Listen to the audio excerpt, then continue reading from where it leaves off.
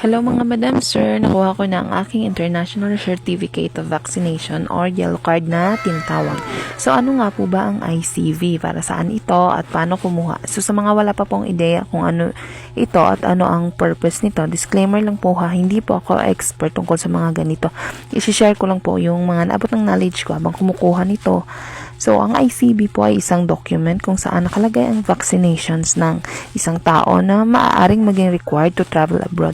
Hindi naman po kasi lahat ng bansa ay nagre-required ng yellow card. Kaya dapat kung may plano po kayong mag-travel or mag-work abroad, dapat alam ninyo kung ano ang mga requirements or protocol sa bansang pupuntahan ninyo. So, paano po magkaroon nito? Gawa lang po tayo ng account natin sa BOQ para makapa-appointment. Click lang natin ang icb.boq.ph. Mag-sign up lang po tayo, scroll down, click natin yung agree to the terms and policy. Lagay lang po natin ang email natin for verification at mag-fill up lang po tayo ng mga ilang details about sa atin.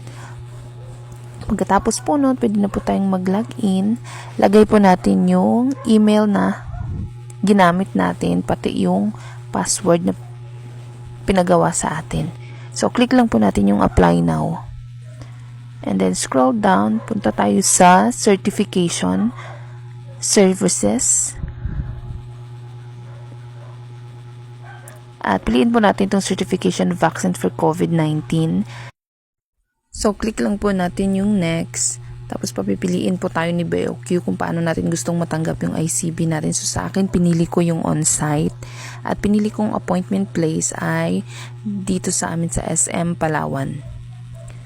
Pagkatapos po nun, ibibigay na po ni BOQ yung mga appointment date na available para kung makapili tayo kung anong gusto nating appointment date na kukunin yung ating ICB. So, pag green, ibig sabihin yan yung mga available na date na pwede nating piliin para makuha natin yung ating ICV. May option din po dyan kung anong oras natin gustong puntahan. Pagkatapos po nun, proceed po tayo sa mga pipil-upan natin. So, magbibigay po tayo ng mga details. Make sure natin na yung details na ibibigay natin is match sa ating vaccination card at passport. So, tatlo pong documents yung kailangan nating i-upload dyan. Valid ID natin, passport, at saka ang ating vaccine card.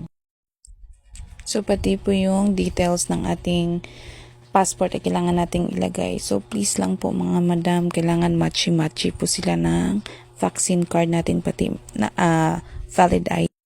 After that, ipapa-recheck po ni BOQ yung mga details natin kung may mga, baka may mga mali tayong nailagay.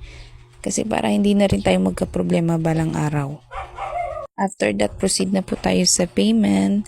Pili lang po tayo kung paano natin gustong magbayad, kung cash ba, e-wallet, or bank. So, sa akin po, pinili ko is e-wallet. Sa Maya po ako nagbayad since yun po ang available dito sa amin. Pag nakabayad na po, download nyo lang po yung resibo kasi papakita po natin yun doon sa BOQ. So, kinabukasan nga po pumunta na ako sa aking appointment place sa SM Palawan. Doon po kasi may mga Government Service Express. So, punta lang po tayo doon sa, hinanap ko lang po yung counter ng BOQ. And pagpunta ko nga doon, wala namang masyadong pila at wala rin masyadong tao. Kaya wala pa po 10 minutes yata is nakuha ko na ang yellow card ko. Mga madam sir, wag niyo po sanang kalimutan na dalhin ang vaccination certificate ninyo kapag pumunta kayo sa BOQ. Hanapin po yan. So, pag may mga tanong pa po kayo, comment po ninyo at kung may additional, comment nyo rin po. Thank you.